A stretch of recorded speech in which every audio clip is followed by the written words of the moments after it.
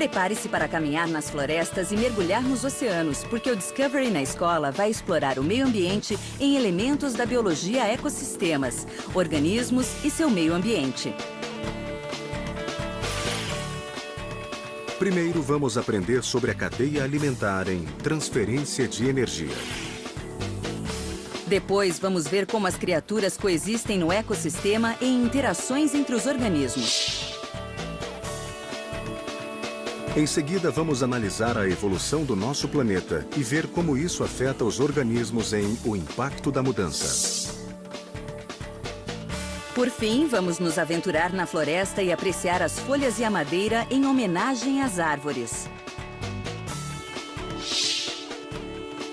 Plantas, animais e parasitas a seguir.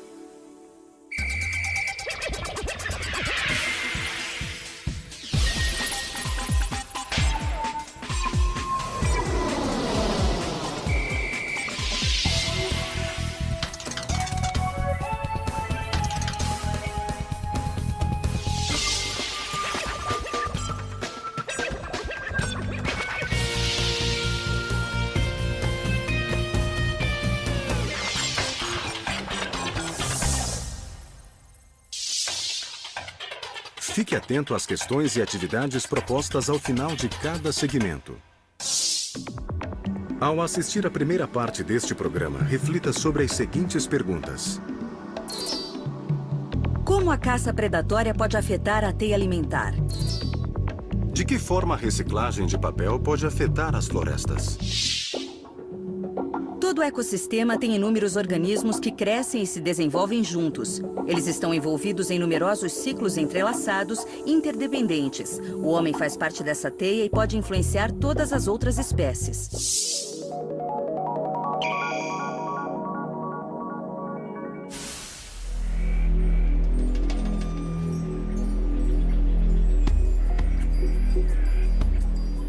As plantas e os animais vêm se adaptando aos seus ambientes há milhões de anos.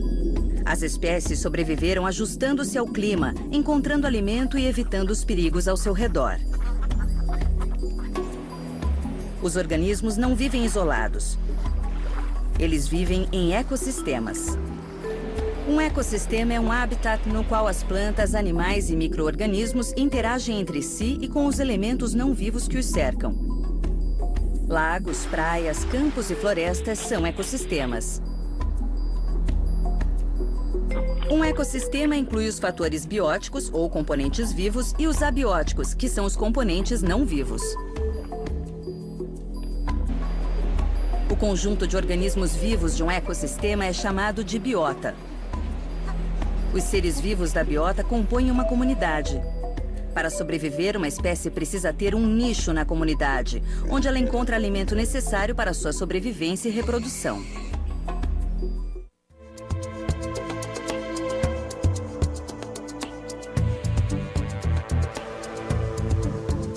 Todo ecossistema tem dois tipos de organismos, produtores e consumidores. Os produtores, chamados autótrofos, produzem seu próprio alimento. Plantas fotossintetizantes e alguns micro-organismos são autótrofos. Os consumidores são chamados heterótrofos. Os herbívoros comem somente plantas e são consumidores primários. Os carnívoros são consumidores secundários. Eles comem carne e vivem dos consumidores primários. Fungos e bactérias são consumidores que também são chamados de decompositores, porque eles se alimentam de organismos mortos ou em decomposição. Eles decompõem grama, troncos de árvores e restos animais, devolvendo ao solo seus nutrientes. Os produtores, consumidores, primários e secundários e decompositores compõem uma comunidade interdependente dentro do ecossistema. Uma forma de se interrelacionarem é através da teia alimentar. A teia alimentar é composta de muitas cadeias alimentares de produtores e consumidores que se entrelaçam. Por exemplo, na planície africana, produtores como a grama crescem em abundância. Herbívoros, como os antílopes, se alimentam dessa grama. Carnívoros, como leões, matam e comem parte dos antílopes. Chacais comem seus restos. Minhocas, formigas e bactérias consomem o que sobrou. Como a maioria das espécies come e é comida por uma ou mais espécies, as cadeias alimentares se entrelaçam em uma teia alimentar. As mudanças que afetam um grupo afetam muitos outros. As cadeias alimentares existem em todos os ecossistemas.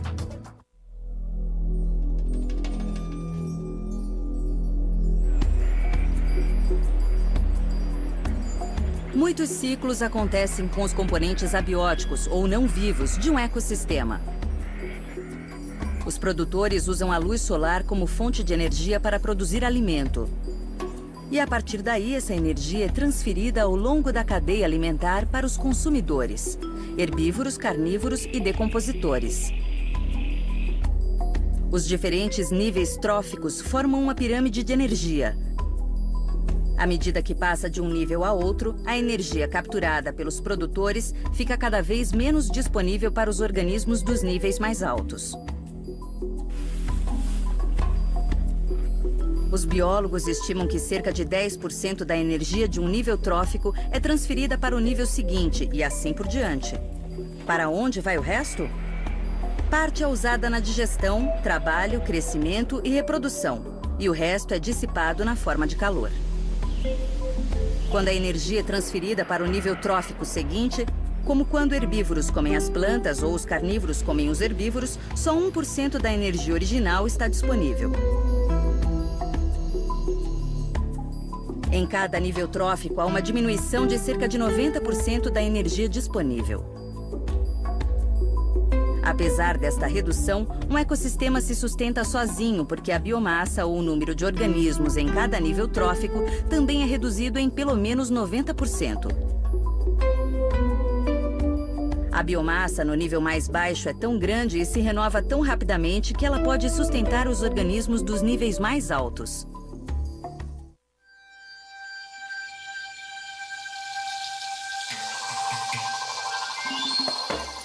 Enquanto a energia flui através do ecossistema, outras substâncias são recicladas e não são perdidas. A água, necessária para todos os seres vivos, é constantemente reciclada. Ela pode ficar em um lago antes de fluir para o mar.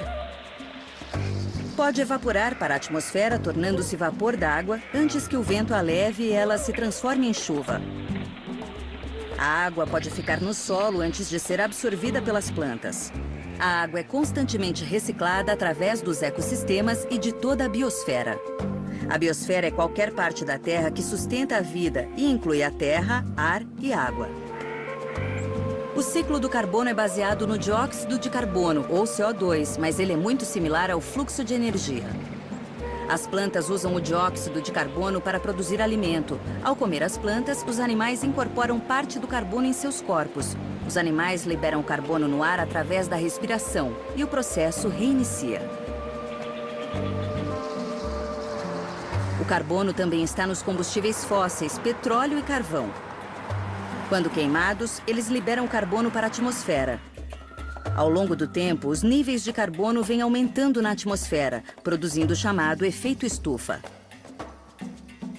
Alguns cientistas acreditam que esse aumento está causando o aquecimento global, que pode levar a mudanças climáticas severas.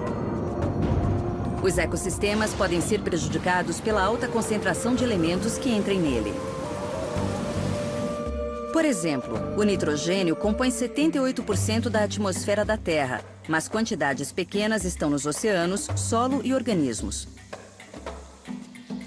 Plantas, bactérias e decompositores o reciclam.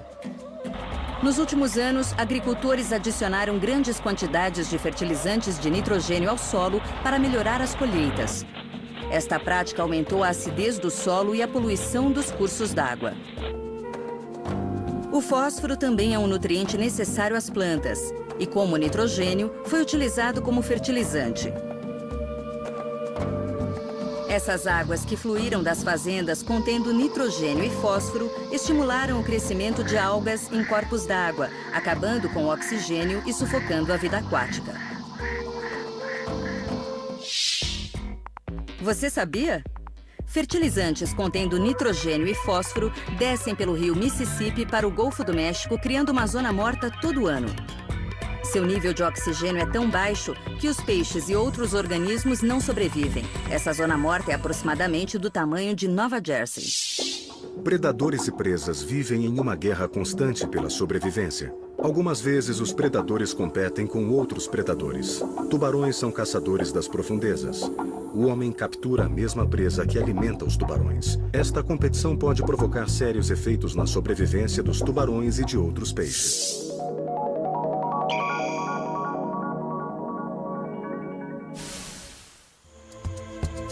Todos os organismos de um ecossistema vivem em constante interação. A competição por recursos escassos frequentemente é maior entre os organismos que obtêm seu alimento de forma semelhante. As árvores estendem seus ramos para o alto da floresta para alcançar a luz do sol, essencial para a fotossíntese.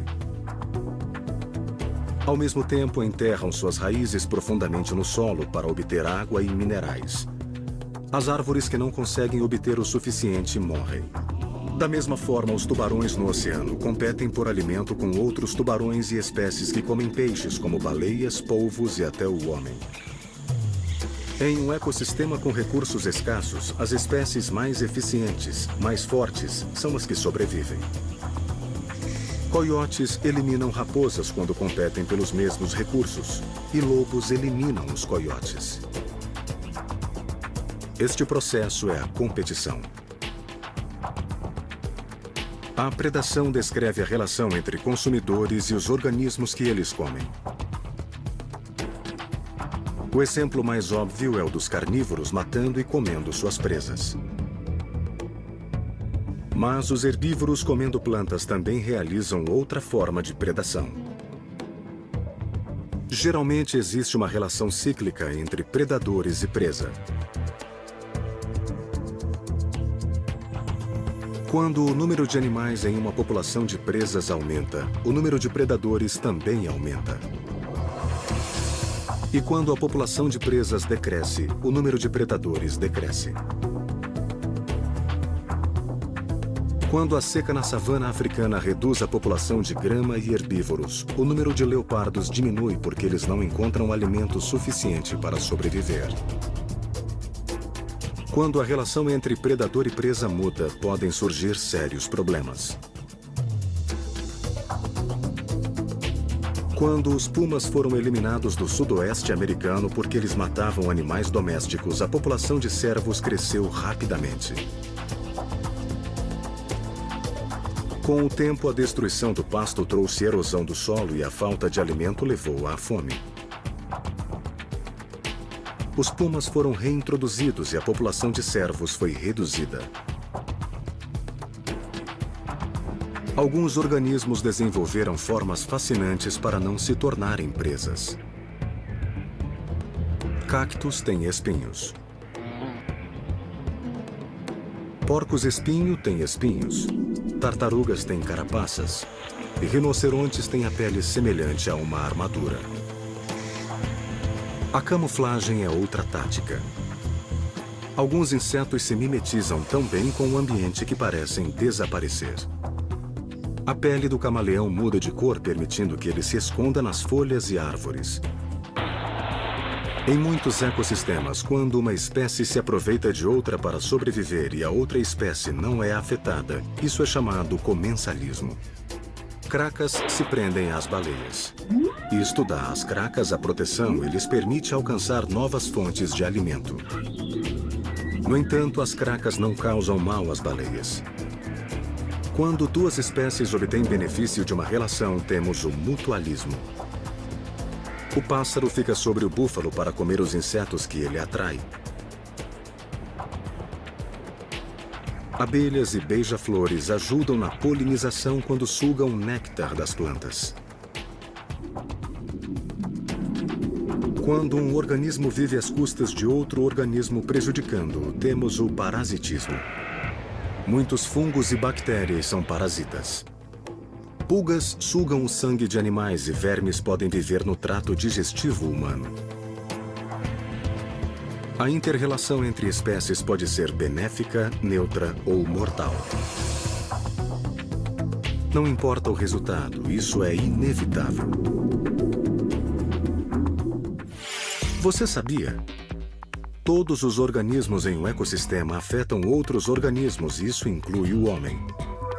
Cachorrinhos são ótimos bichinhos de estimação, mas eles podem carregar vermes que passam para as pessoas. Vermes geralmente infectam o trato digestivo e podem bloqueá-lo. Um verme adulto pode crescer mais de 30 centímetros. As comunidades de organismos em um ecossistema mudam constantemente devido a mudanças climáticas ou à chegada súbita de outras espécies. Os homens afetam os ecossistemas do mundo o tempo todo. As mudanças podem ser mínimas ou dramáticas, algumas vezes negativas, outras positivas.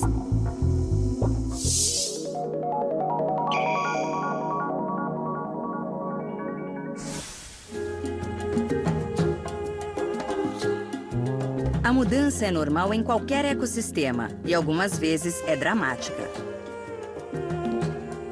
Depois da erupção de um vulcão, rochas sem nenhuma vegetação preenchem a paisagem. Logo depois, as plantas começam a aparecer. Gradualmente crescem outras plantas e chegam os animais que já encontram alimento suficiente para sustentá-los. Este tipo de sucessão acontece em ambientes aquáticos e terrestres. Muitos lagos no norte da América do Norte se formaram quando geleiras recuaram há cerca de 10 mil anos. No início, praticamente não havia vida nos lagos. Então, pequenas plantas começaram a crescer nas suas margens. A água foi se tornando rica em nutrientes, atraindo algas e invertebrados.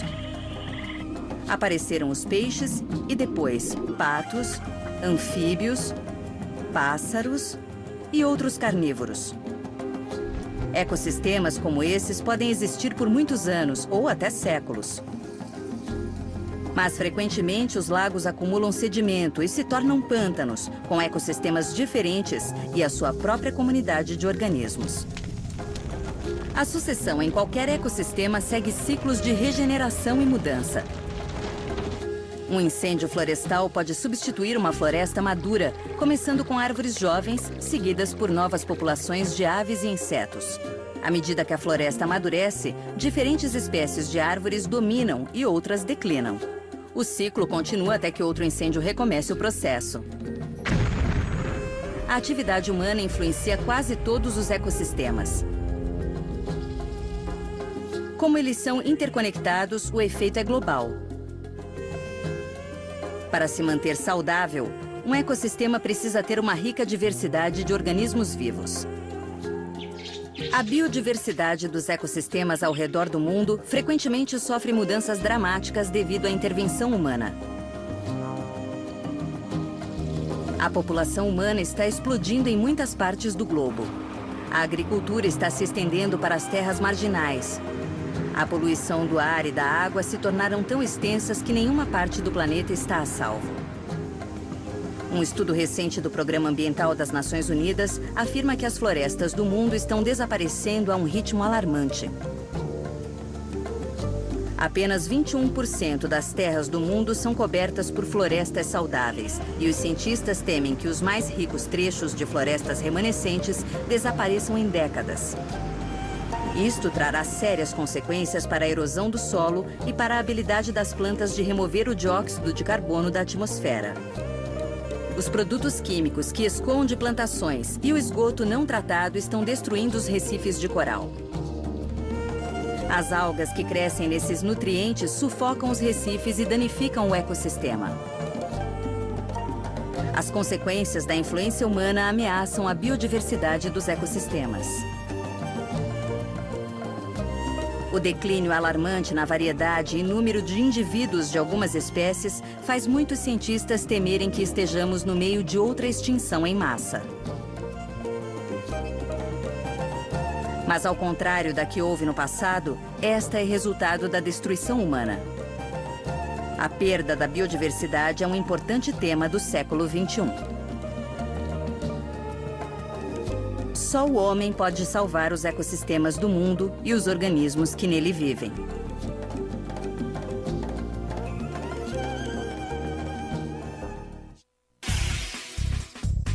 Você já tem todas as informações.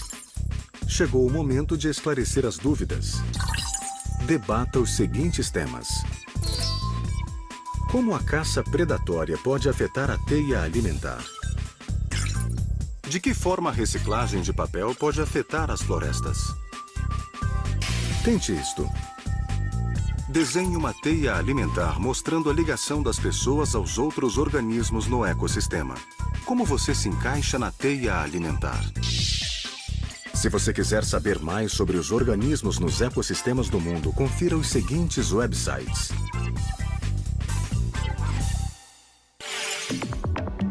Ao assistir à segunda parte do programa, reflita sobre as seguintes perguntas. Em que sentido a árvore é um reino? Quais são os efeitos positivos de se plantar árvores? As florestas do mundo são uma importante fonte de oxigênio essencial para a vida. Mas o homem cortou, queimou e destruiu muitas florestas sem pensar.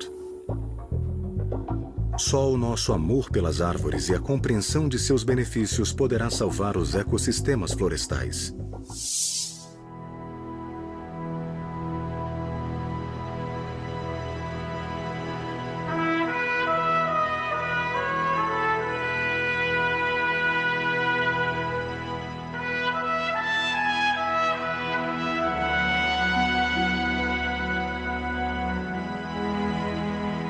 Se há uma imagem especial que reflete a vitalidade de nossa terra, um símbolo de vida, é a árvore.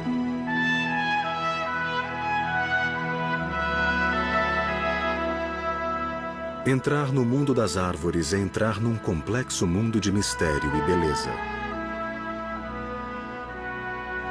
Entraremos nesse mundo para celebrar o domínio da floresta, o reinado da árvore.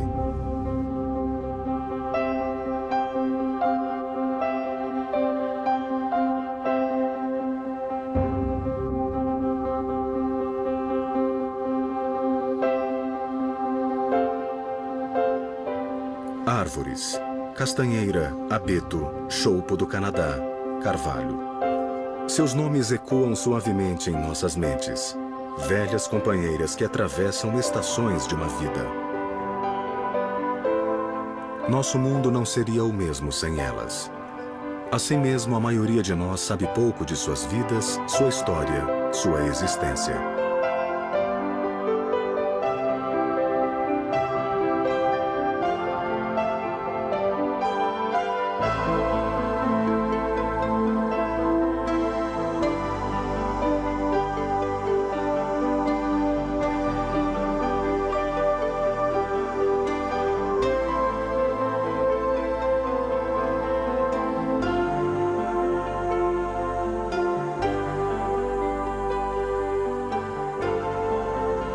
As árvores estão entre os mais altos, maiores e mais antigos seres vivos na Terra.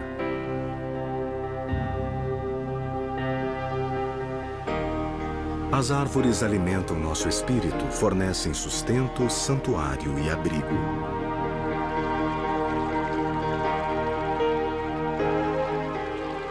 Nenhuma outra forma de vida afeta mais o nosso ritmo do que as árvores. As grandes florestas da Terra cobrem nosso planeta com um tapete vivo, essencial para a nossa existência.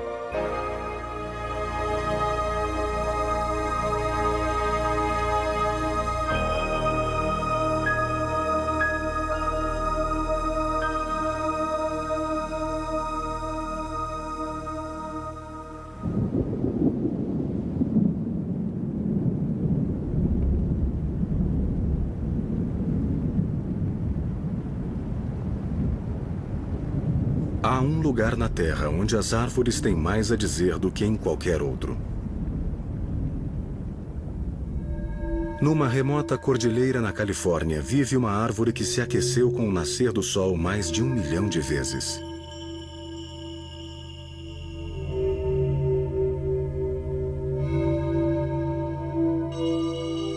Este é o domínio do velho pinheiro Pinus longeva. Estes bosques isolados contêm árvores vivas com mais de 4.000 anos.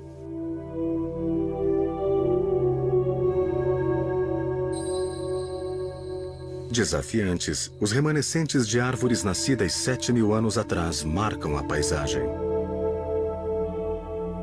O mais antigo destes símbolos da vida lança-se à frente no solo rochoso como a esfinge toma forma no Antigo Egito.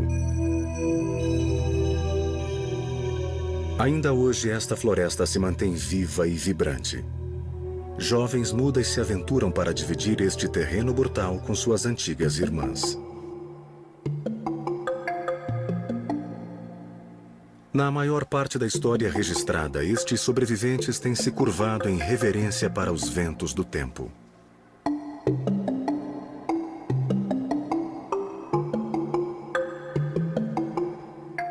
Esculpidas pelos ventos de 40 séculos, essas obstinadas árvores são um símbolo de resistência e beleza.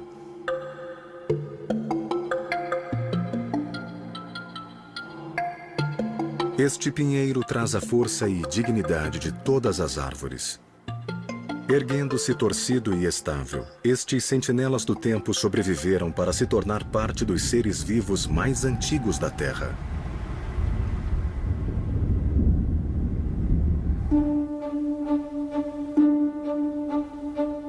Florestas são muito mais do que coleções de árvores. São complexos fabricantes dos elementos básicos da vida.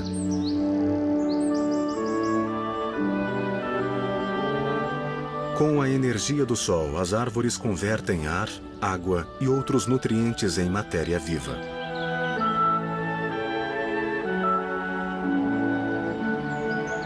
As florestas enchem a atmosfera da Terra. Elas simplesmente criam ar fresco.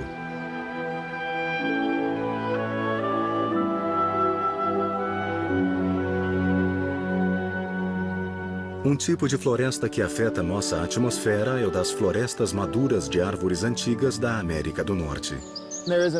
Não existe nenhum outro ecossistema no mundo que acumule mais carbono que esta floresta de coníferas. Elas são gigantescos armazéns que guardam coisas nas árvores, nos troncos, no chão da floresta e no solo. Jerry Franklin estuda florestas maduras de árvores antigas. Estas florestas primitivas são dominadas pelas árvores sempre verdes chamadas Douglas Fir. Os 35 anos de pesquisa do Dr. Franklin mudaram o que sabemos sobre o funcionamento dessas florestas. Esta é uma grande e velha Douglas Fir. Esta árvore tem cerca de 1,80 m de diâmetro, provavelmente 76 metros de altura e aproximadamente 500 anos. Uma árvore viva como essa tem muitas funções diferentes na floresta. Fornece moradia para diferentes organismos. Tem alta produtividade, faz muita fotossíntese. Então, é uma fonte de energia para nosso ecossistema. Uma das coisas interessantes sobre grandes árvores antigas é que um dia elas morrem. E o que descobrimos é que quando uma delas morre no ecossistema, ela passa a ter provavelmente tantas funções morta como quando estava viva.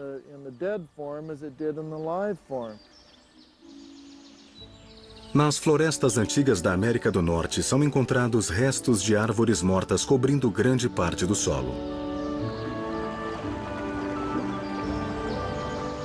Estes troncos no chão devolvem nutrientes vitais para o solo, completando um ciclo que para alguns começou há milhares de anos.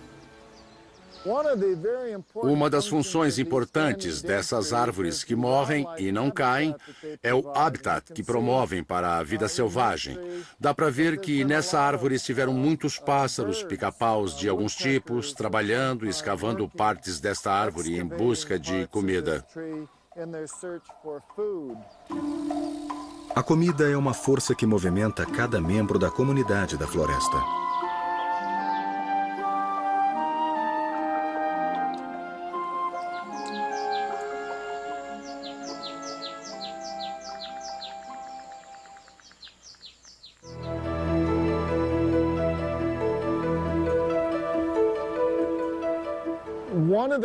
Uma das belezas de uma floresta natural é sua heterogeneidade.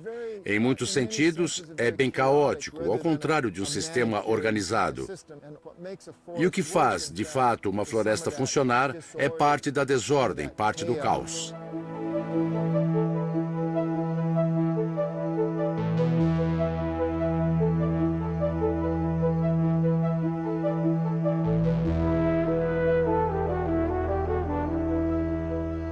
A maioria dos cidadãos da floresta aceita sua vizinhança como ela é. Sua luta por sobrevivência deixa pouco tempo para apreciar o que consideramos presentes da floresta. Para muitos de nós, a ligação com a floresta se tornou muito distante. Frequentemente, nossas imagens da floresta são de coisas feitas de madeira.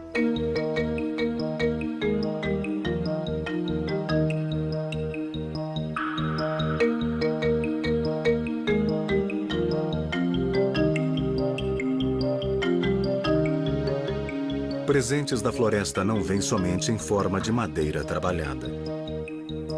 A comida que comemos, o ar que respiramos e a renovação de nosso espírito depende da floresta ou das árvores.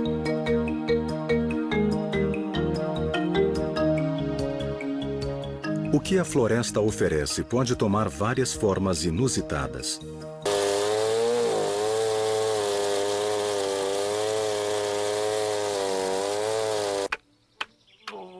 Ah, eu amo esta árvore. Olha isso, perfeito para fundo de um violino. A madeira é mais resistente logo no broto da árvore. E este é o broto da árvore. Bruce Harvey vasculha o noroeste do Pacífico e viaja pelo mundo em busca das mais finas e raras madeiras. O melhor vai ficar na parte de trás de um violino ou de uma viola. Isso vai ser madeira de viola.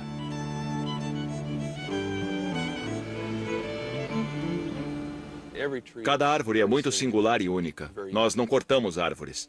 Não é preciso cortar árvores. Existem árvores caídas suficientes para a gente trabalhar. Existe uma preocupação real dos fabricantes de instrumentos com o fim dos recursos.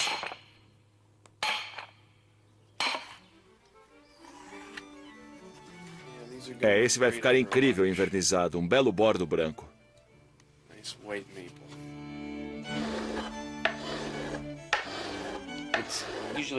Geralmente é nesse estágio inicial de modelagem que eu percebo o tipo de material com o qual estou trabalhando.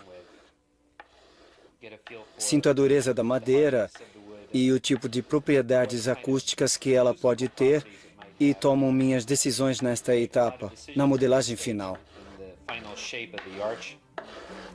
Depois de envelhecer por 5 a 10 anos, algumas das madeiras de Bruce Harvey estão boas para o trabalho de Thomas Crown. Tom confecciona violinos e violas de concerto há muitos anos. Esta peça de madeira é uma peça muito boa de abeto.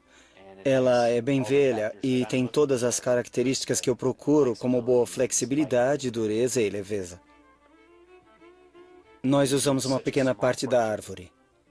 Um amigo meu disse, é o filé mignon da árvore.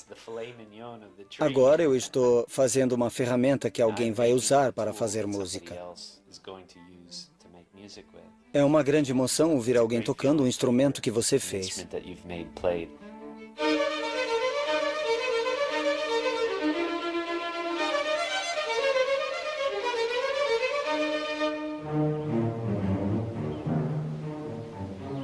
Os presentes da floresta atraíram muitos pioneiros da América do Norte. Eles achavam as grandes florestas americanas ilimitadas e não se preocupavam com a trilha de destruição deixada para trás na sua frenética caminhada rumo ao oeste.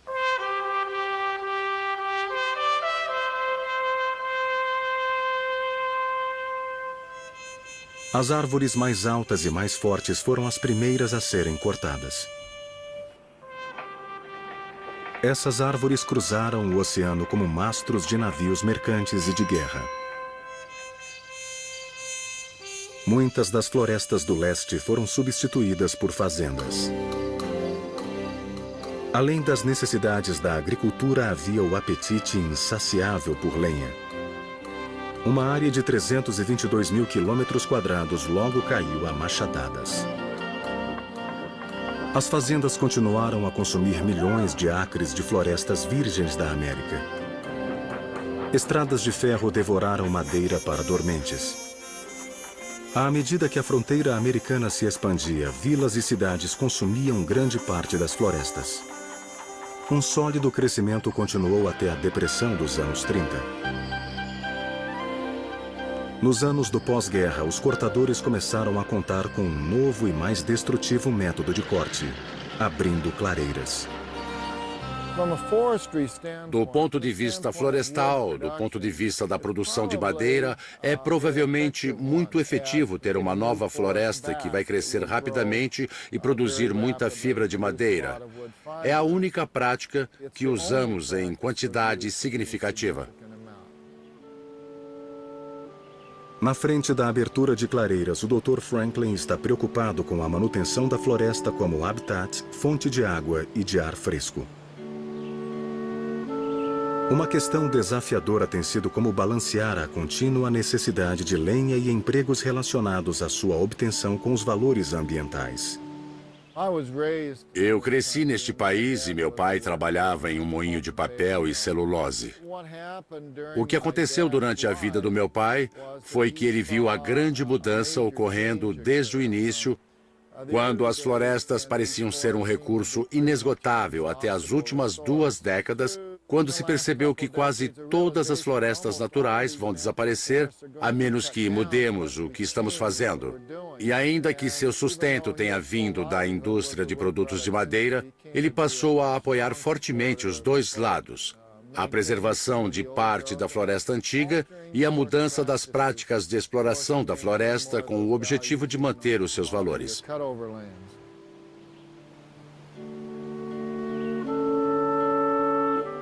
Os lenhadores já foram vistos como heróis da nossa sociedade, os homens que ajudaram a construir a América. Nas cidades madeireiras do Noroeste, os lenhadores ainda são reverenciados por muita gente. A controvérsia sobre a derrubada de grandes florestas não é nova.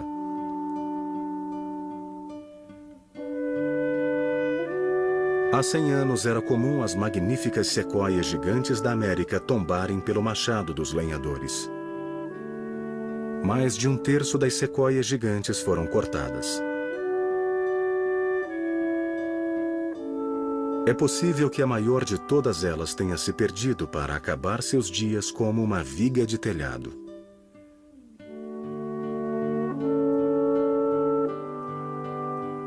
A maioria das sequoias está protegida agora.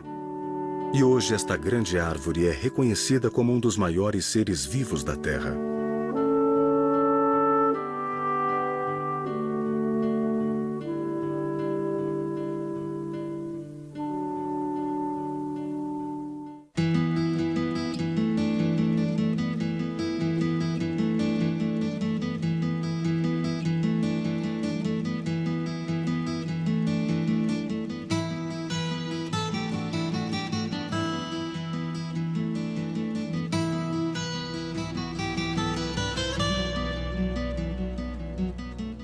A imaginação frequentemente nos leva a florestas especiais.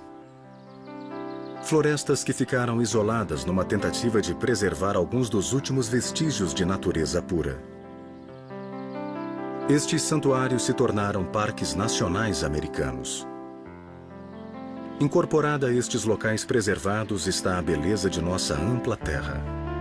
Enquanto apenas poucos dos grandes parques da América podem ser chamados corretamente de selvagens, cada um ao seu modo oferece o vislumbre de uma visão essencial e primordial da nossa terra. A árvore se mantém no coração daquela visão. Aqui nos Everglades, a floresta parece nascer do oceano. Nenhum outro lugar da América do Norte tem um declive de terra tão suave para o mar.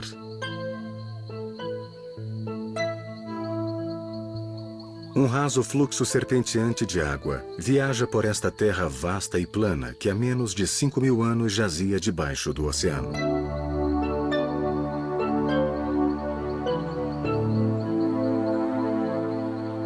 Dominando os Everglades estão vastas pradarias onde o fluxo crítico de água afeta a cadência sazonal desta terra encantada.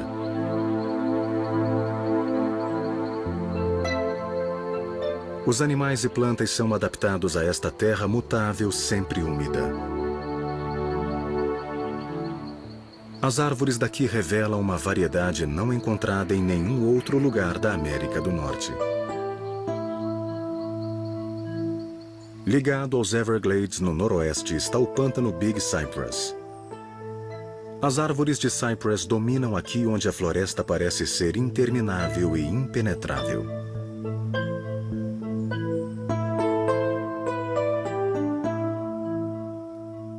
Circundando a fronteira com o mar está o mangue. Ancorado firmemente abaixo do fluxo levemente salgado, o mangue fornece um berçário para a vida aquática que prolifera no complexo sistema dos Everglades.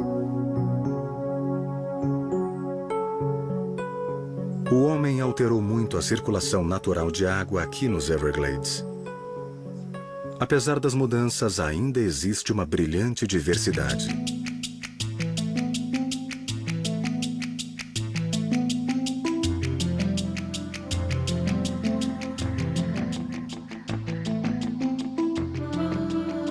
A grande diversidade de Everglades e Big Cypress mexe com a imaginação. Este biólogo de vida selvagem está encantado pelos seus mistérios. É um sistema difícil de entender. Parece simples. É plano, e ainda assim, a complexidade do velho Everglades é tão empolgante. É lindo. É uma história notável da maneira como a natureza funciona. Entender este sistema e sua complexidade aumenta a beleza, a maravilha e o amor pelo lugar.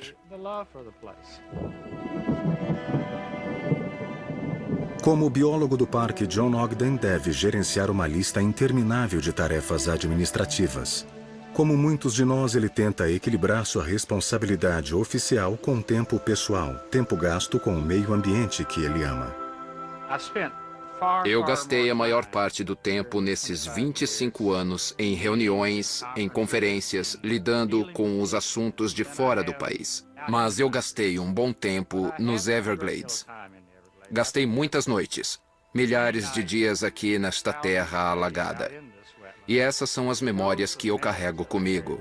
As reuniões se misturam todas numa névoa e o que nós executamos em cada reunião algumas vezes parece infinitesimal. Então, a tendência é esquecer aquilo. Mas estão claríssimos na minha mente os dias em que cheguei aqui nos anos 60, quando vi pela primeira vez um crocodilo em uma trilha, numa densa rede de árvores, dormindo num tronco no meio dos Everglades, rodeado por milhões de mosquitos no meio da noite, procurando por um buraco no mosquiteiro. Essas são as recordações que tenho e Everglades é isso.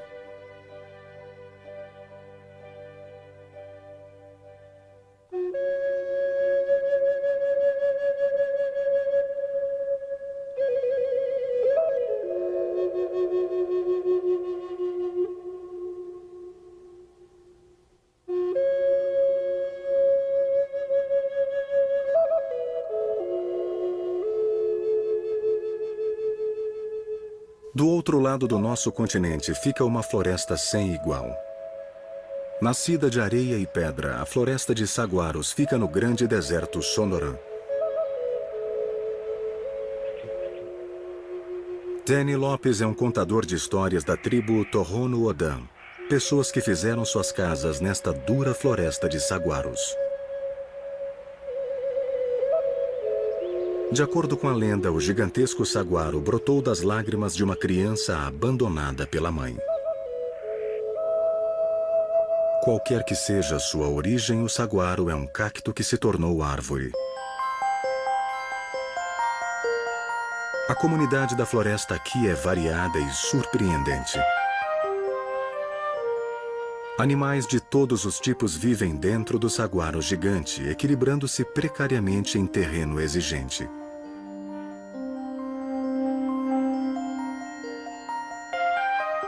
Se não for perturbado, o grande saguaro pode viver cerca de 300 anos. O maior desafio que estas sentinelas silenciosas enfrentam pode não vir do duro meio ambiente dos saguaros. À medida que as cidades do deserto se expandem, estas grandes árvores se deparam com um futuro incerto. Para mim é como perder alguém da família, porque é algo com que estou acostumado. Nós pedimos bem-estar, força, Se a gente não pudesse fazer isso e a gente não pudesse ver nossa identidade, eu ficaria muito triste se isso acontecesse durante a minha vida.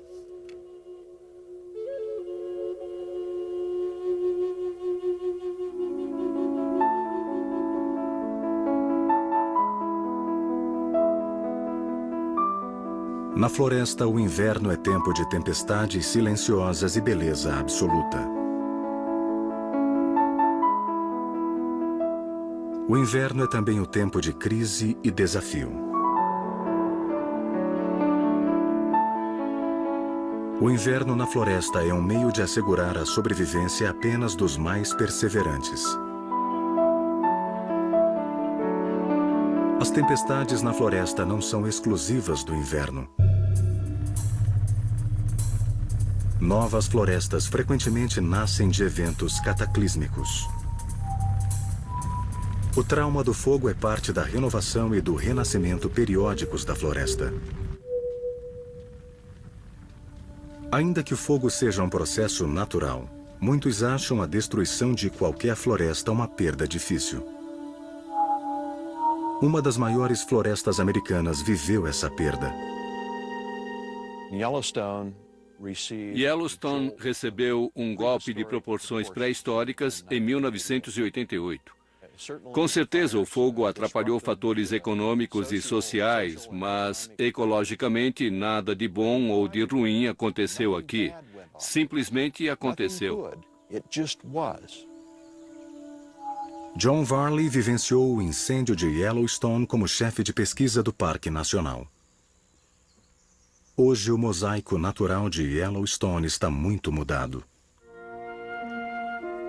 As florestas de Yellowstone são uma verdadeira obra que enfeita o que talvez seja a maior maravilha natural da América.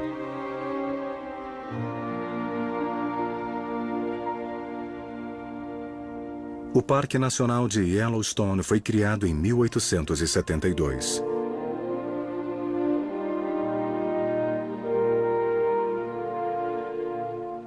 Esta maravilha natural única se tornou o primeiro parque nacional totalmente reconhecido do mundo.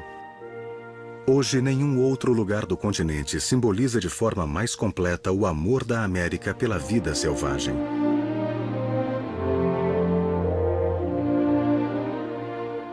Yellowstone e as reservas remanescentes na América são a joia rara numa coroa de belezas naturais. Um símbolo brilhante da afinidade da nação pela natureza.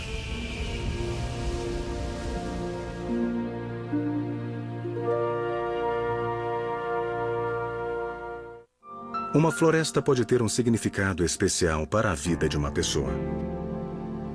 Visitar e revisitar florestas dá continuidade à nossa vida. Os primeiros passos dados em uma floresta ecoam por toda a vida. O que se vê, o que se sente, o que se ouve entre as árvores pode mudar uma pessoa.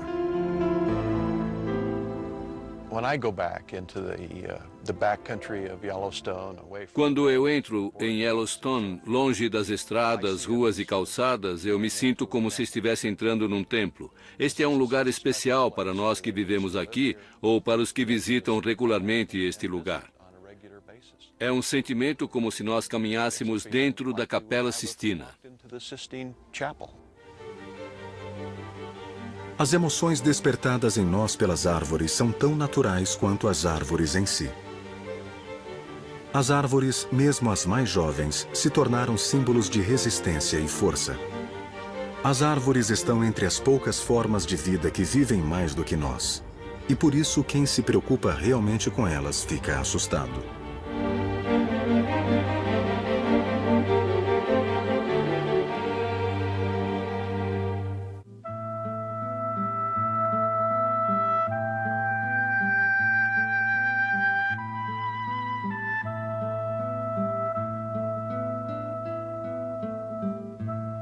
Um legado diferente pode ser encontrado espalhado pelo sudeste da América.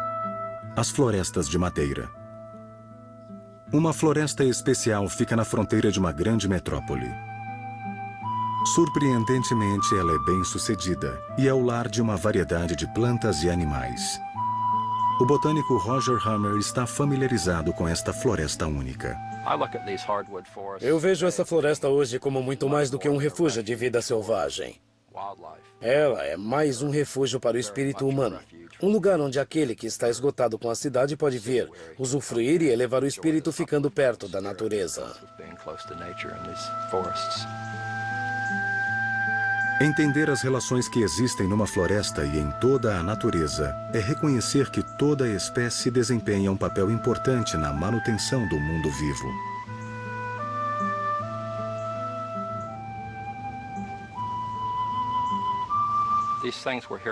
Isso tudo já estava aqui e está sendo ameaçado por nós. Se a gente puder ajudar a manter sua existência, eu acho que é isso que importa. Eu apoiei grupos que ajudaram a salvar ursos polares e não tenho planos de ver ursos polares no seu meio natural, porque eu vivo no sul da Flórida. Acho que é por isso que estou feliz que eles estejam lá.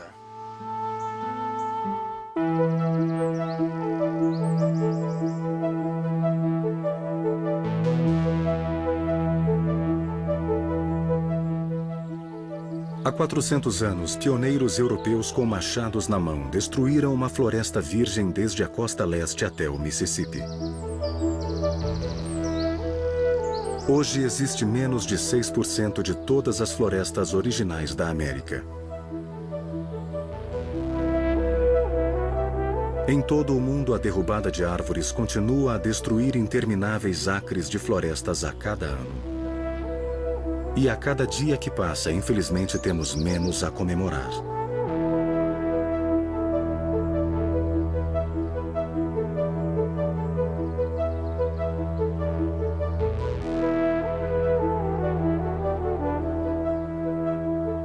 A vida de uma árvore parece simples. Ela parece passar os dias e anos indiferente ao que veio antes.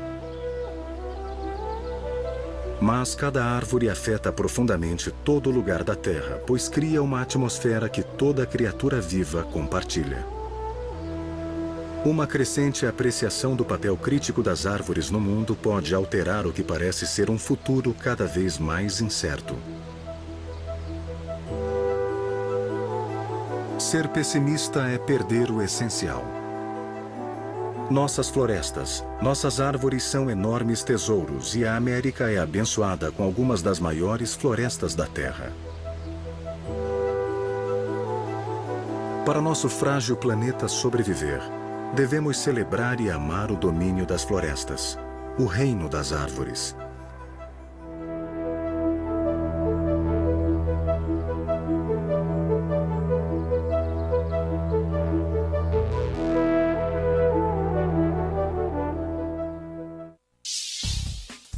Você já tem todas as informações.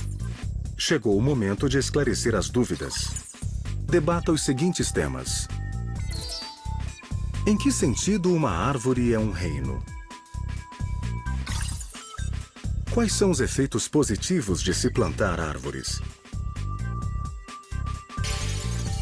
Tente isto.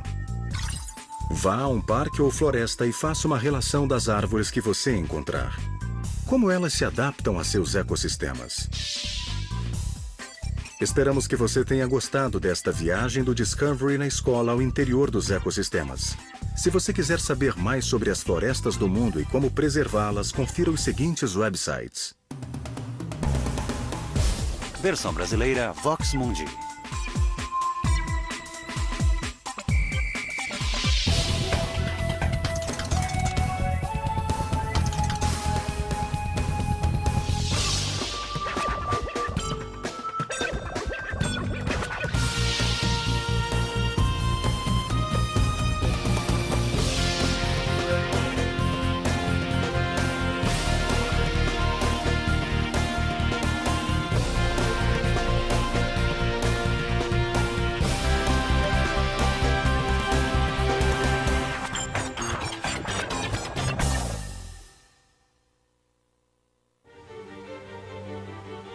As emoções despertadas em nós pelas árvores são tão naturais quanto as árvores em si. As árvores, mesmo as mais jovens, se tornaram símbolos de resistência e força. As árvores estão entre as poucas formas de vida que vivem mais do que nós. E por isso, quem se preocupa realmente com elas fica assustado.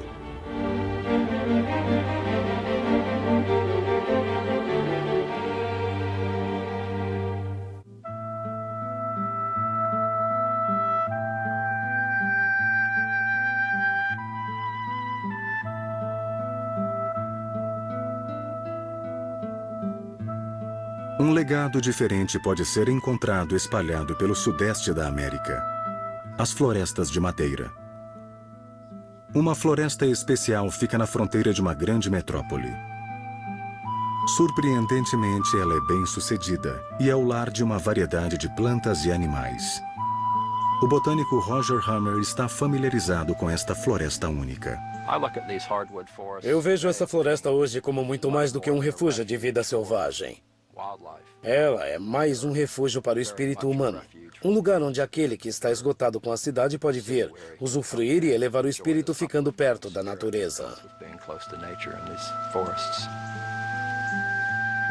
Entender as relações que existem numa floresta e em toda a natureza é reconhecer que toda espécie desempenha um papel importante na manutenção do mundo vivo.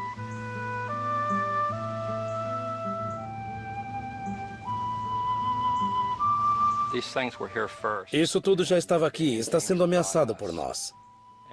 Se a gente puder ajudar a manter sua existência, eu acho que é isso que importa. Eu apoiei grupos que ajudaram a salvar ursos polares e não tenho planos de ver ursos polares no seu meio natural, porque eu vivo no sul da Flórida. Acho que é por isso que estou feliz que eles estejam lá.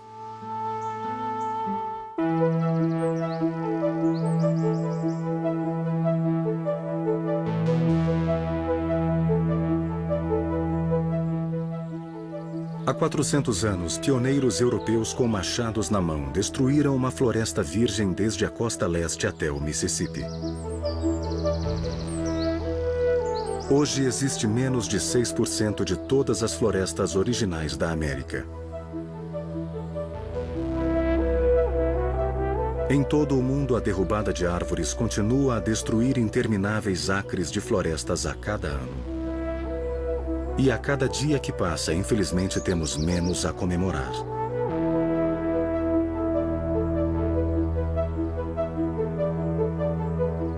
Que é variada e surpreendente. Animais de todos os tipos vivem dentro do saguaro gigante, equilibrando-se precariamente em terreno exigente.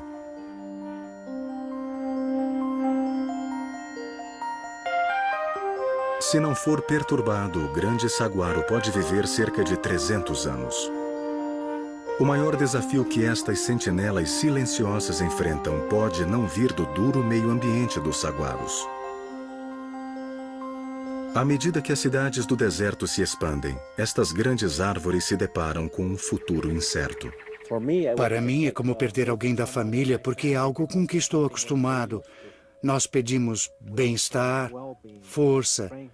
Se a gente não pudesse fazer isso e a gente não pudesse ver nossa identidade, eu ficaria muito triste se isso acontecesse durante a minha vida.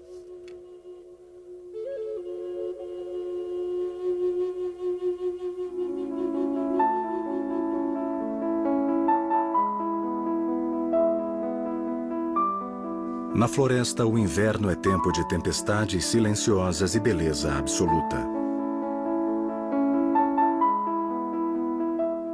O inverno é também o tempo de crise e desafio. O inverno na floresta é um meio de assegurar a sobrevivência apenas dos mais perseverantes. As tempestades na floresta não são exclusivas do inverno. Novas florestas frequentemente nascem de eventos cataclísmicos. O trauma do fogo é parte da renovação e do renascimento periódicos da floresta. Ainda que o fogo seja um processo natural, muitos acham a destruição de qualquer floresta uma perda difícil. Uma das maiores florestas americanas viveu essa perda. Yellowstone recebeu um golpe de proporções pré-históricas em 1988.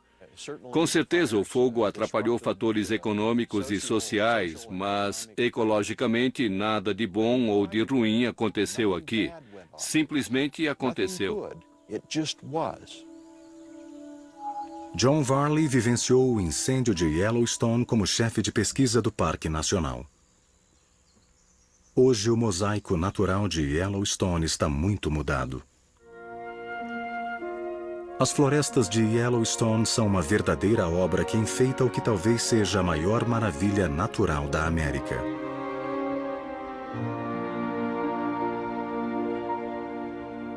Árvores alimentam nosso espírito, fornecem sustento, santuário e abrigo.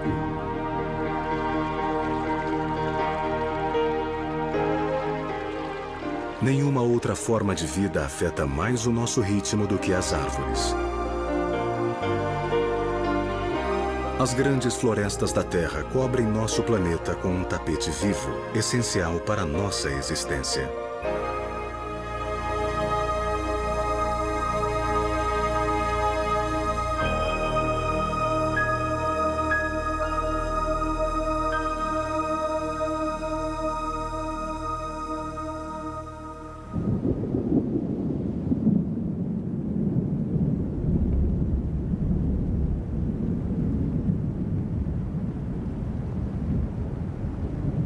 Há um lugar na Terra onde as árvores têm mais a dizer do que em qualquer outro. Numa remota cordilheira na Califórnia, vive uma árvore que se aqueceu com o nascer do sol mais de 1 milhão de vezes.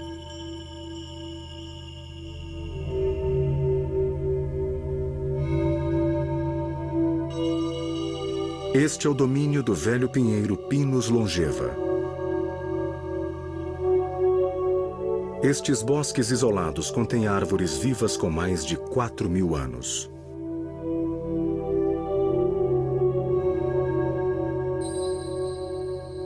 Desafiantes, os remanescentes de árvores nascidas 7.000 anos atrás marcam a paisagem. O mais antigo destes símbolos da vida lança-se à frente no solo rochoso, como a esfinge toma forma no Antigo Egito. Ainda hoje, esta floresta se mantém viva e vibrante. Jovens mudas se aventuram para dividir este terreno brutal com suas antigas irmãs. Na maior parte da história registrada, estes sobreviventes têm se curvado em reverência para os ventos do tempo.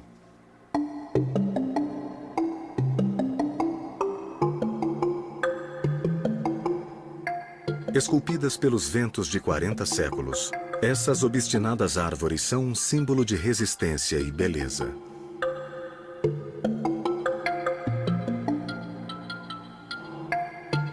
Este pinheiro traz a força e dignidade de todas as árvores. Erguendo-se torcido e estável, estes sentinelas do tempo sobreviveram para se tornar parte dos seres vivos mais antigos da Terra.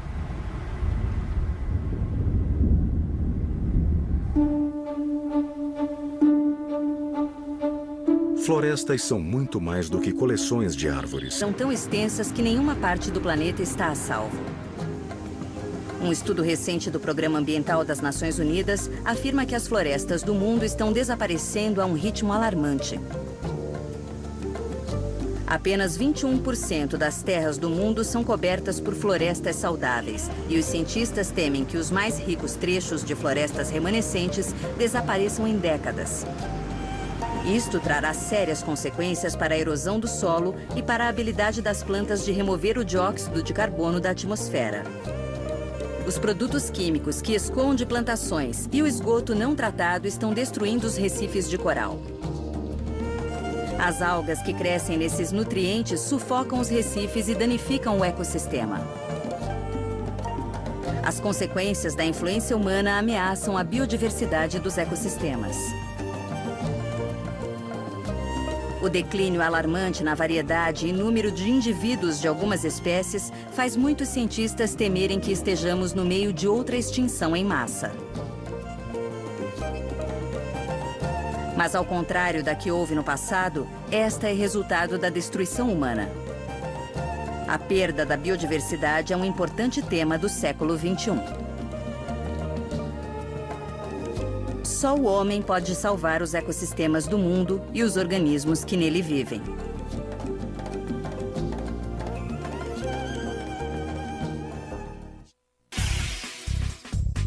Você já tem todas as informações. Chegou o momento de esclarecer as dúvidas. Debata os seguintes temas. Como a caça predatória pode afetar a teia alimentar? De que forma a reciclagem de papel pode afetar as florestas? Tente isto.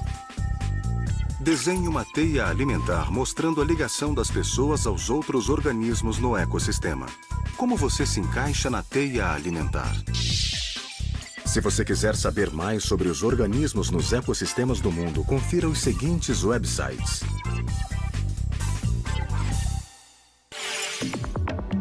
Ao assistir à segunda parte do programa, reflita sobre as seguintes perguntas. Em que sentido a árvore é um reino? Quais são os efeitos positivos de se plantar árvores? As florestas do mundo são uma importante fonte de oxigênio essencial para a vida. Mas o homem cortou, queimou e destruiu muitas florestas sem pensar. Só o nosso amor pelas árvores e a compreensão de seus benefícios poderá salvar os ecossistemas florestais.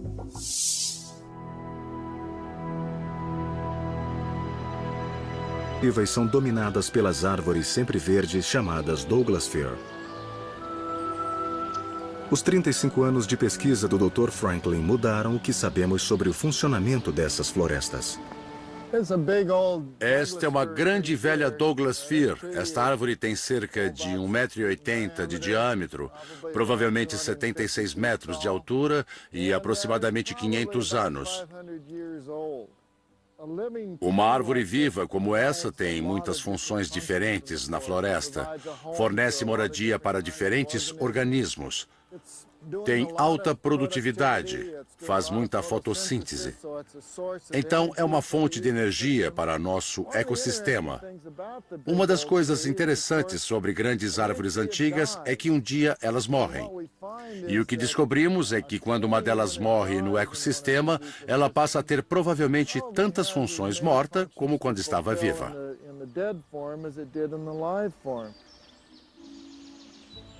Nas florestas antigas da América do Norte são encontrados restos de árvores mortas cobrindo grande parte do solo. Estes troncos no chão devolvem nutrientes vitais para o solo, completando um ciclo que para alguns começou há milhares de anos. Uma das funções importantes dessas árvores que morrem e não caem é o habitat que promovem para a vida selvagem. Dá para ver que nessa árvore estiveram muitos pássaros, pica-paus de alguns tipos, trabalhando e escavando partes desta árvore em busca de comida. A comida é uma força que movimenta cada membro da comunidade da floresta.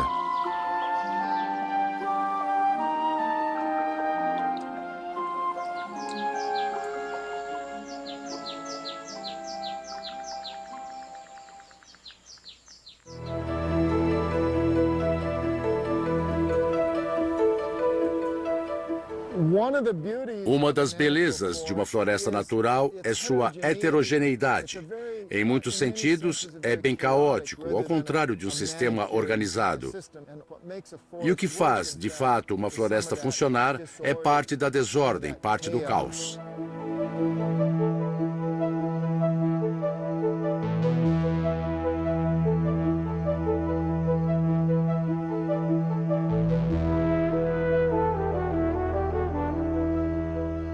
A maioria dos cidadãos da floresta aceita sua vizinhança como ela é. Sua luta por sobrevivência deixa pouco tempo para apreciar o que consideramos presentes da floresta. Para são a joia rara numa coroa de belezas naturais. Um símbolo brilhante da afinidade da nação pela natureza.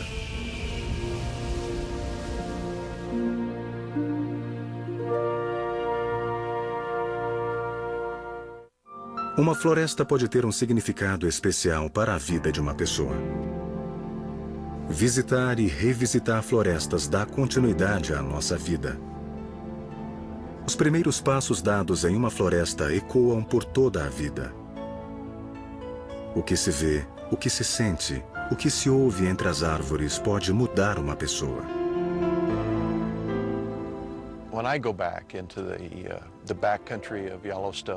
Quando eu entro em Yellowstone, longe das estradas, ruas e calçadas, eu me sinto como se estivesse entrando num templo. Este é um lugar especial para nós que vivemos aqui ou para os que visitam regularmente este lugar. É um sentimento como se nós caminhássemos dentro da Capela Sistina. As emoções despertadas em nós pelas árvores são tão naturais quanto as árvores em si. As árvores, mesmo as mais jovens, se tornaram símbolos de resistência e força. As árvores estão entre as poucas formas de vida que vivem mais do que nós. E por isso, quem se preocupa realmente com elas fica assustado.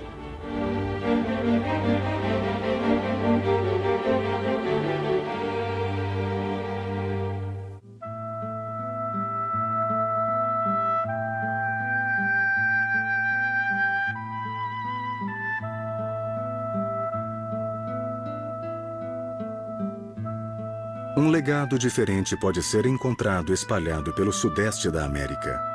As florestas de madeira. Uma floresta especial fica na fronteira de uma grande metrópole.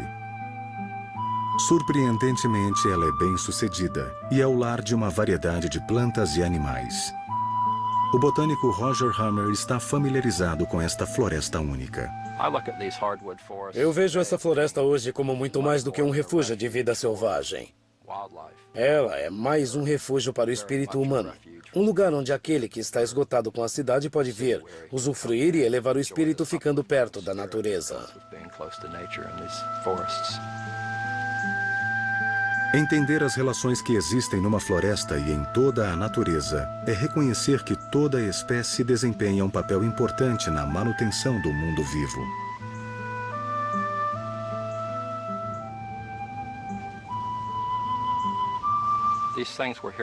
Isso tudo já estava aqui e está sendo ameaçado por nós.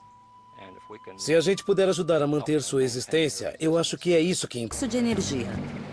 As plantas usam o dióxido de carbono para produzir alimento. Ao comer as plantas, os animais incorporam parte do carbono em seus corpos. Os animais liberam carbono no ar através da respiração e o processo reinicia. O carbono também está nos combustíveis fósseis, petróleo e carvão. Quando queimados, eles liberam carbono para a atmosfera. Ao longo do tempo, os níveis de carbono vêm aumentando na atmosfera, produzindo o chamado efeito estufa. Alguns cientistas acreditam que esse aumento está causando o aquecimento global, que pode levar a mudanças climáticas severas. Os ecossistemas podem ser prejudicados pela alta concentração de elementos que entrem nele. Por exemplo, o nitrogênio compõe 78% da atmosfera da Terra, mas quantidades pequenas estão nos oceanos, solo e organismos. Plantas, bactérias e decompositores o reciclam.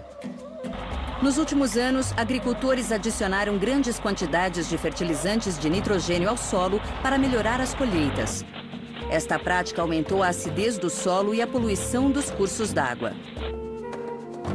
O fósforo também é um nutriente necessário às plantas e, como o nitrogênio, foi utilizado como fertilizante. Essas águas que fluíram das fazendas contendo nitrogênio e fósforo estimularam o crescimento de algas em corpos d'água, acabando com o oxigênio e sufocando a vida aquática. Você sabia? Fertilizantes contendo nitrogênio e fósforo descem pelo rio Mississippi para o Golfo do México, criando uma zona morta todo ano.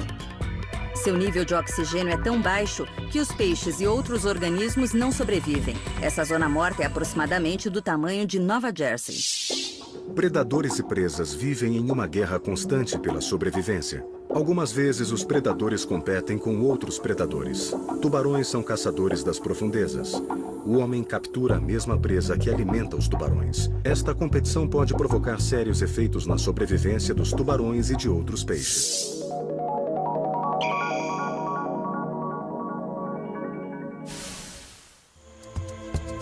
Todos os organismos de um ecossistema vivem em constante interação. A competição por recursos escassos frequentemente é maior entre os organismos que obtêm seu alimento de forma semelhante. As árvores estendem seus ramos para o alto da floresta para alcançar a luz do sol, essencial para a fotossíntese.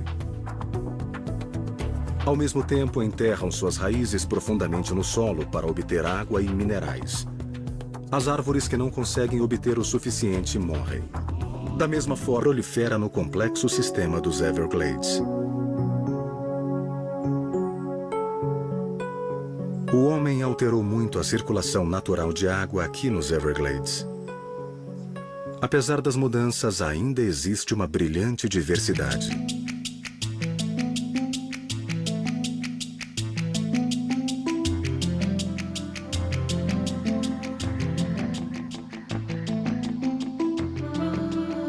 A grande diversidade de Everglades e Big Cypress mexe com a imaginação. Este biólogo de vida selvagem está encantado pelos seus mistérios. É um sistema difícil de entender. Parece simples. É plano, e ainda assim, a complexidade do velho Everglades é tão empolgante. É lindo. É uma história notável da maneira como a natureza funciona. Entender este sistema e sua complexidade aumenta a beleza, a maravilha e o amor pelo lugar.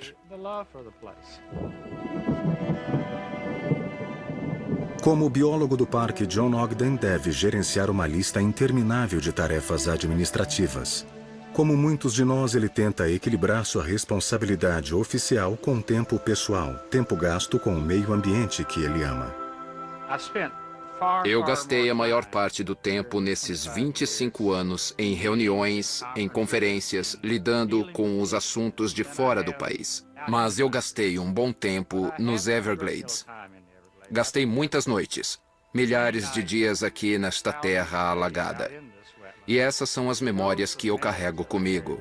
As reuniões se misturam todas numa névoa e o que nós executamos em cada reunião algumas vezes parece infinitesimal. Então, a tendência é esquecer aquilo. Mas estão claríssimos na minha mente os dias em que cheguei aqui nos anos 60, quando vi pela primeira vez um crocodilo em uma trilha, numa densa rede de árvores, dormindo num tronco no meio dos Everglades, rodeado por milhões de mosquitos no meio da noite, procurando por um buraco no mosquiteiro. Essas são as recordações que tenho e Everglades é isso.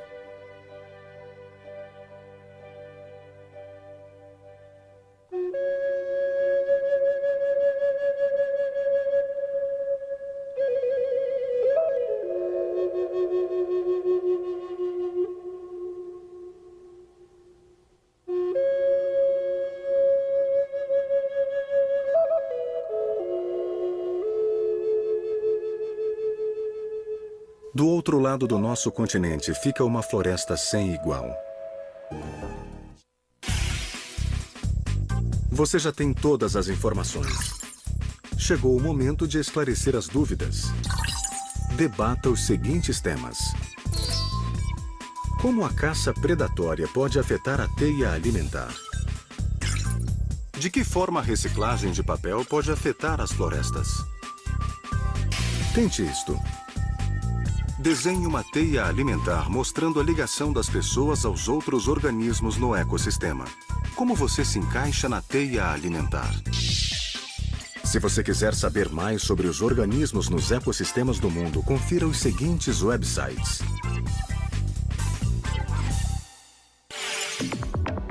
Ao assistir à segunda parte do programa, reflita sobre as seguintes perguntas. Em que sentido a árvore é um reino? Quais são os efeitos positivos de se plantar árvores? As florestas do mundo são uma importante fonte de oxigênio essencial para a vida. Mas o homem cortou, queimou e destruiu muitas florestas sem pensar. Só o nosso amor pelas árvores e a compreensão de seus benefícios poderá salvar os ecossistemas florestais.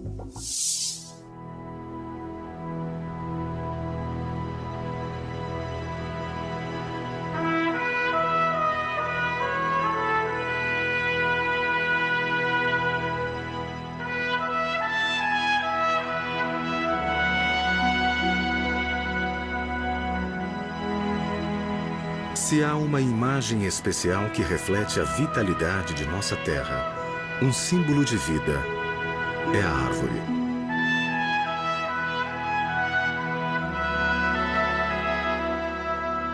Entrar no mundo das árvores é entrar num complexo mundo de mistério e beleza. Entraremos nesse mundo para celebrar o domínio da floresta, o reinado da árvore.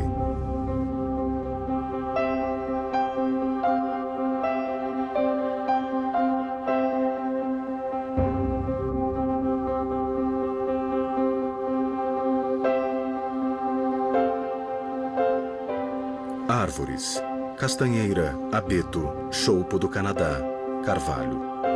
Seus nomes ecoam suavemente em nossas mentes. Velhas companheiras que atravessam estações de uma vida. Nosso mundo não seria o mesmo sem elas. Assim mesmo, a maioria de nós sabe pouco de suas vidas, sua história, sua existência.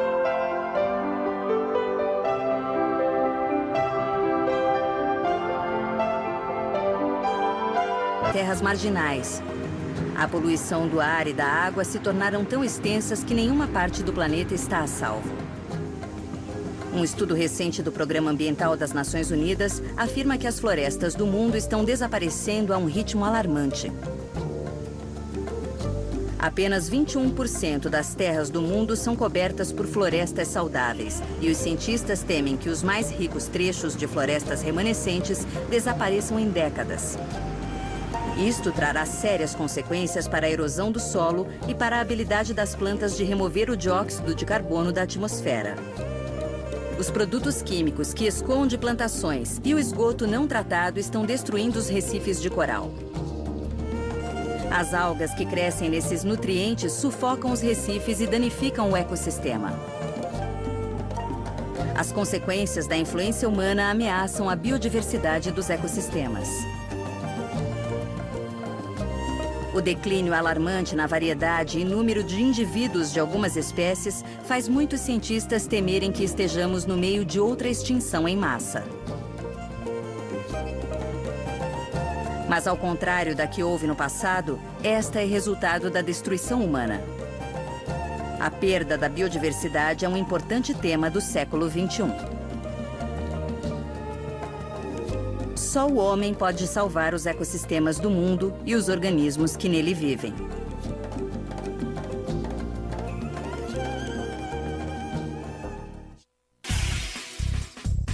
Você já tem todas as informações. Chegou o momento de esclarecer as dúvidas. Debata os seguintes temas. Como a caça predatória pode afetar a teia alimentar? De que forma a reciclagem de papel pode afetar as florestas? Tente isto. Desenhe uma teia alimentar mostrando a ligação das pessoas aos outros organismos no ecossistema. Como você se encaixa na teia alimentar? Se você quiser saber mais sobre os organismos nos ecossistemas do mundo, confira os seguintes websites.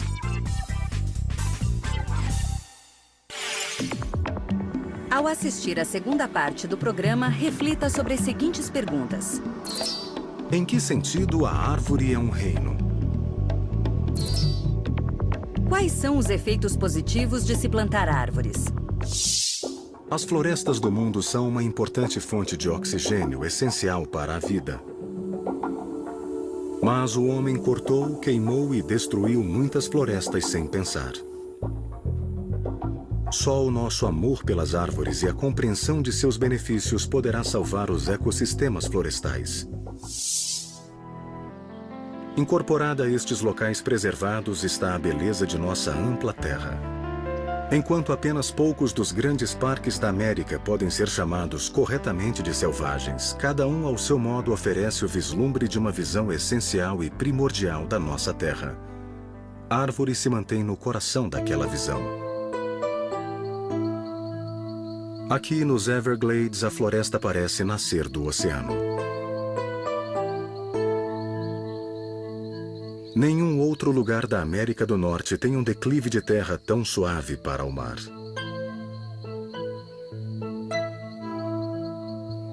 Um raso fluxo serpenteante de água viaja por esta terra vasta e plana que há menos de 5.000 anos jazia debaixo do oceano.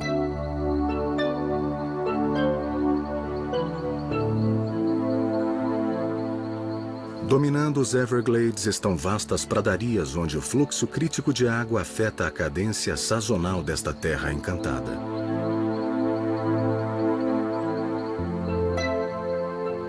Os animais e plantas são adaptados a esta terra mutável, sempre úmida.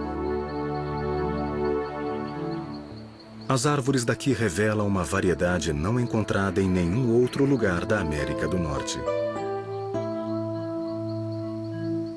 Ligado aos Everglades no noroeste está o pântano Big Cypress.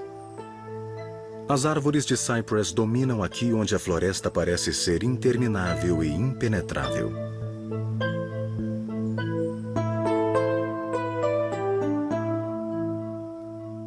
Circundando a fronteira com o mar está o mangue.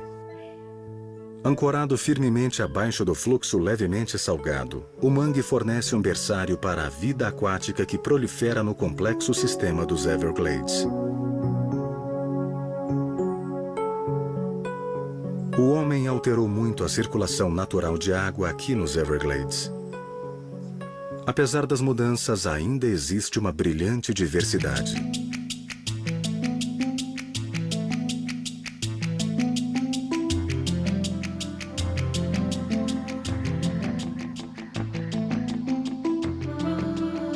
A grande diversidade de Everglades e Big Cypress mexe com a imaginação.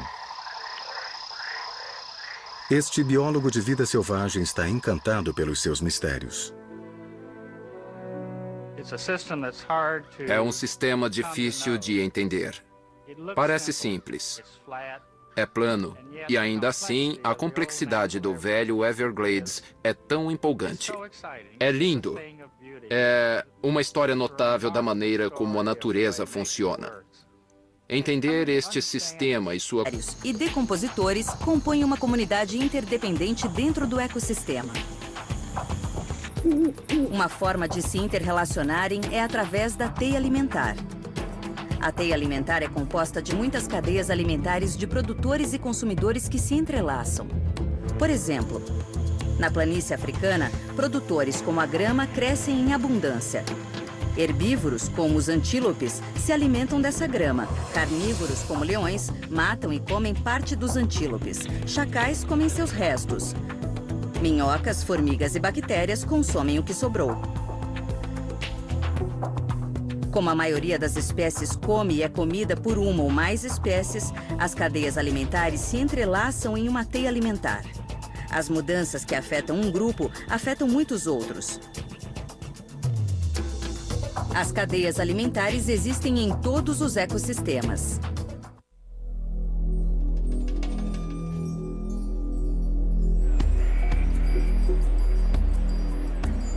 Muitos ciclos acontecem com os componentes abióticos ou não vivos de um ecossistema. Os produtores usam a luz solar como fonte de energia para produzir alimento. E a partir daí, essa energia é transferida ao longo da cadeia alimentar para os consumidores, herbívoros, carnívoros e decompositores. Os diferentes níveis tróficos formam uma pirâmide de energia.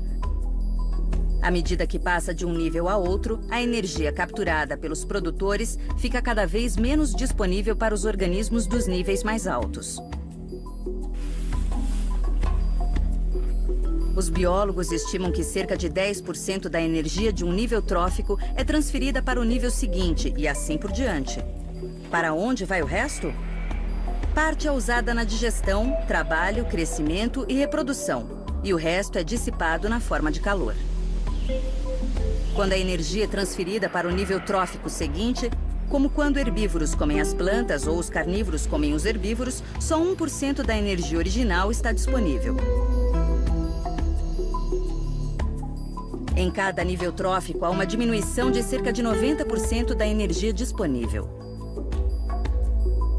Apesar desta redução, um ecossistema se sustenta sozinho porque a biomassa ou o número de organismos em cada nível trófico também é reduzido em pelo menos 90%.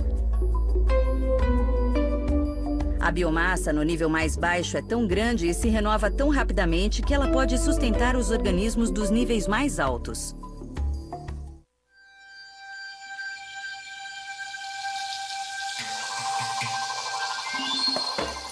Enquanto a energia flui através do ecossistema, outras substâncias